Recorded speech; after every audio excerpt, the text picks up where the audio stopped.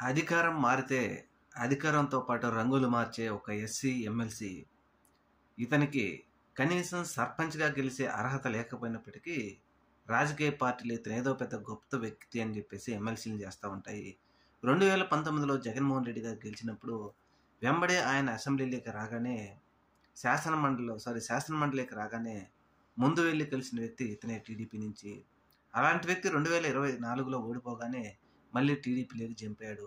ఇటువంటి వ్యక్తి ఈరోజు ఒక డిబేట్లో పాల్గొని మెడికల్ కాలేజీలు అవసరం లేదు, పిల్లల తల్లిదండ్రులకు ఒక ఫ్యాషన్ అయిపోయింది డాక్టర్ చదివించాలనేది, విదేశాలకు పంపించి చదివిస్తూ ఉన్నారు, ఇది ఒక ఫ్యాషన్ అయిపోయింది, ఆంధ్రప్రదేశ్ రాష్ట్రానికి మెడికల్ కాలేజీలు అవసరం లేదు అని చెప్తున్న ఇటువంటి మూర్ఖుడు అనాలా లేకపోతే ఇంకేమనాలో అర్థం కాలేదు. కానీ ఆంధ్రప్రదేశ్ రాష్ట్రానికి మెడికల్ కాలేజీలు అవసరం లేదని చెప్తున్నారంటే ఎల్లో మీడియాలో డిబేట్లో కూర్చొని ఇంతకంటే ఘోరం మరొకటి ఉందా?